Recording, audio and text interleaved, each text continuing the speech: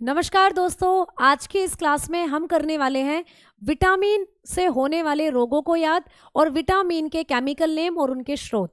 तो चलिए एक ही क्लास में आप सारी विटामिन को कैसे कर सकते हो रिवाइज, इस क्लास के जरिए हम लोग आपको बताने वाले हैं। तो चलिए आइए शुरू करते हैं बेटा। अगर हम लोग बात करते हैं सबसे पहले विटामिन ए की, तो विटामिन ए का जो केमिकल नेम हो जाता है वो होता है रेटिनोल। और इसकी कमी से जो हमारे अंदर बीमारियां होती हैं वो होती हैं रतौंधी, और संक्रमण का खतरा भी बहुत ज़्यादा हो जाता है। और एक और बीमारी ज़ेरोफ्थेल्मिया। रतौंधी और ज़ेरोफ्थेल्मिया हमारे अंदर आंखों से संबंधित परेशानियां होती हैं। ठीक है, अगर इस विटामिन के सोर्सेज की बात करते हैं तो दूध, अंडा, पनीर, हरी सब्जी, मछली, यकृत का तेल और गाजर जो होते हैं ये सोर्सेज होते हैं। अगली विटामिन हो जाती है B1। B1 का जो केमिकल नेम होता है वो होता है थायमीन। और इस विटामिन की कमी से हमारे शरीर में बैरी बैरी रोग देखने को मिलता है।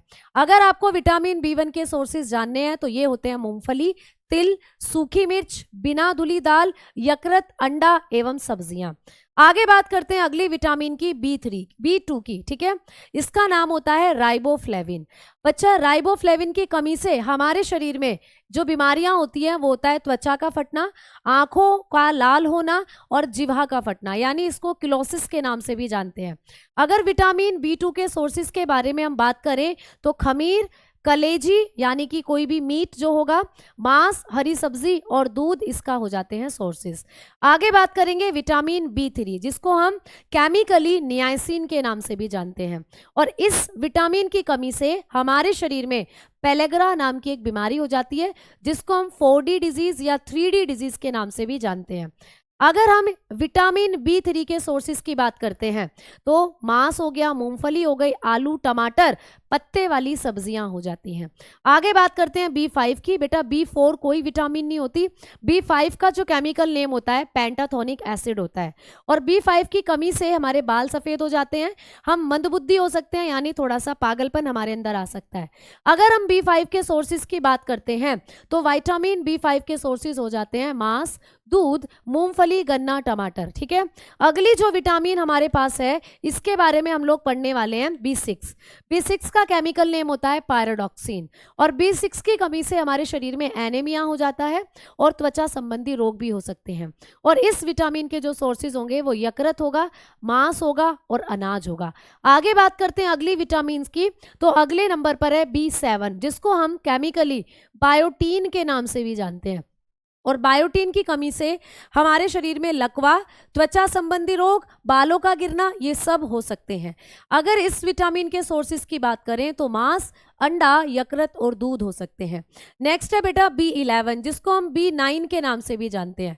इसका केमिकल नेम होता है फॉलिक एसिड। इस विटामिन की कमी से एनीमिया हो जाता है। और एनीमिया कौन सा होगा? मेंगलोब्लास्टिक एनीमिया। तो विटामिन B9 की कमी से मेंगलोब्लास्टिक एनीमिया हमारे अंदर हो जाता है। ठीक है, इसमें हमारी RBC का जो साइज है वो काफ़ी बड़ा हो जाता है और पेचिश जैसी समस्या भी हो सकती है।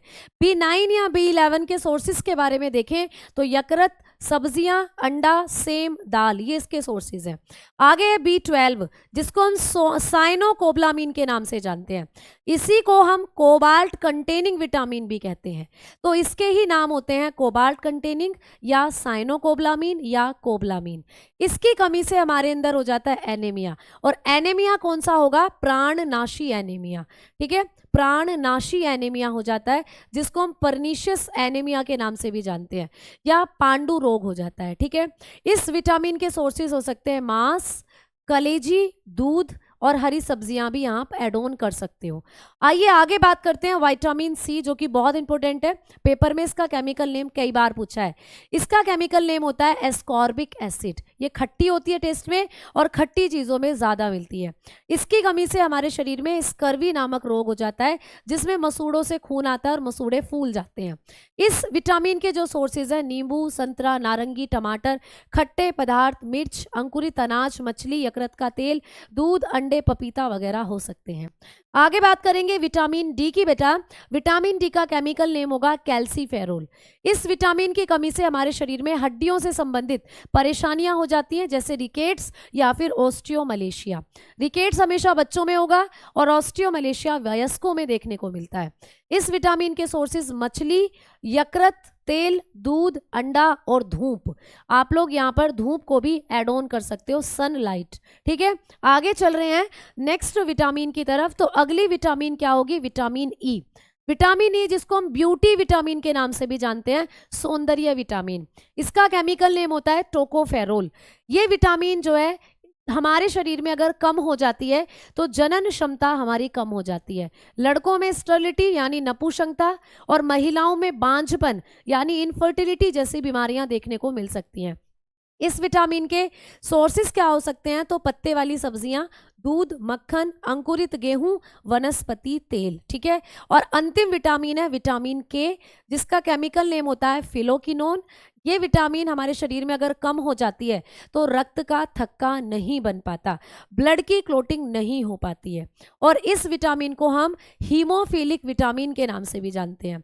और इस विटामिन की अगर हम लोग बात करते हैं तो इसके जो सोर्सेज हैं वो टमाटर, हरी सब्जियां, आंतों में भी ये विटामिन जो होती है उत्पन्न होती है। तो हमारी आंतों के अंदर विटामिन के और विटामिन B12 का निर्माण होता है। तो अगर आप जानना चाहते हो कुछ ऐसे ही इंटरेस्टिंग फैक्ट जो एक ही क्लास में आपको हो जाएं याद, तो जुड़े रहिएगा रोजगार विद अंकित यूट्यूब चैनल के साथ।